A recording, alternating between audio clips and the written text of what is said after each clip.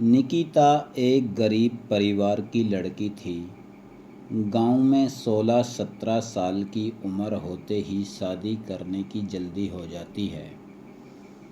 निकिता की शादी करवाने के लिए उसका परिवार जल्दी में था, क्योंकि उसकी 2 छोटी बहनें थीं। बाद में उनकी भी शादी होनी थी, इसलिए उसके पास भी शादी करने के अलावा कोई चारा नहीं था।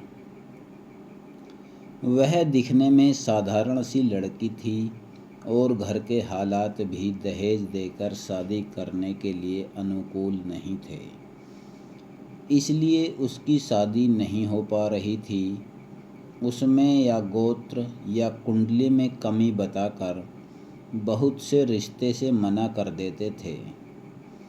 अंत में एक रिश्ता आया और उस लड़के ने उसे पसंद कर लिया। लड़का सेना में सिपाही था।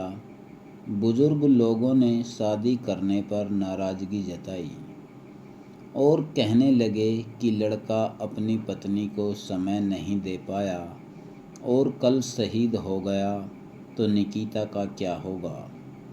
पिता ने बेटी से पूछा। निकिता ने अपने पिता की परेशानी देखकर शादी के लिए हामी भर दी और शादी हो गई।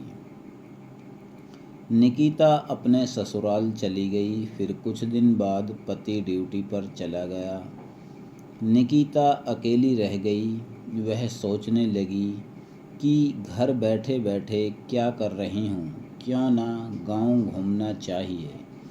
सास से पूछने के बाद ही वह पहली बार घर की सीढ़ियों से नीचे उतरी। यह गांव कैसा है वह देखने गई। गांव बहुत बड़ा था, वहाँ उसे कोई नहीं पहचान सकता। वह एक बड़ी दुकान के सामने से निकल रही थी कि तभी एक दुकानदार ने आवाज़ लगाई और कहने लगा कि भाभी कोई सामान चाहिए क्या। निकिता ने चलते चलते दूर ही से कहा नहीं। कुछ दूरी पर एक किसान अपने खेत से कृषि का सामान लेकर शहर की ओर जा रहा था। उस किसान ने निकिता को सलाम किया और पूछने लगा, भाभी आज यहाँ कहाँ। इस पर निकिता ने उससे कहा, आपको क्या करना है, मैं कहीं भी जाऊँ। फिर किसान ने कहा, भाभी अगर आपको किसी भी चीज़ की ज़रूरत हो तो बस हमें बताना। धीरे धीरे निकिता आधा गांव घूम चुकी थी, लेकिन ऐसे किसी से नहीं मिली जिससे उसने बात नहीं की हो। निकिता सोच रही थी, इतने बड़े गांव में हमने घर नहीं छोड़ा और किसी को जानते भी नहीं हैं, और फिर भी लोग मेरे साथ इतने प्यार से पेश आ रहे हैं और मुझे इतना सम्मान दे रहे हैं।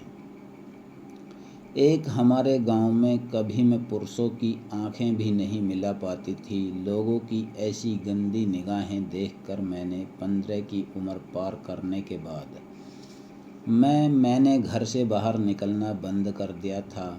लेकिन यहाँ स्थिति इतनी उल्टी कैसे।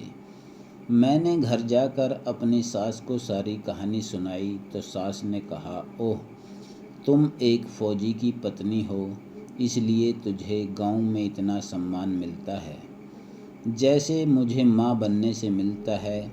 यह सुनकर निकिता की आंखों में खुशी के आंसू आ गए। उसका सीना गर्व से फूल गया। वह खुश थी कि उसने एक फौजी पति चुना था।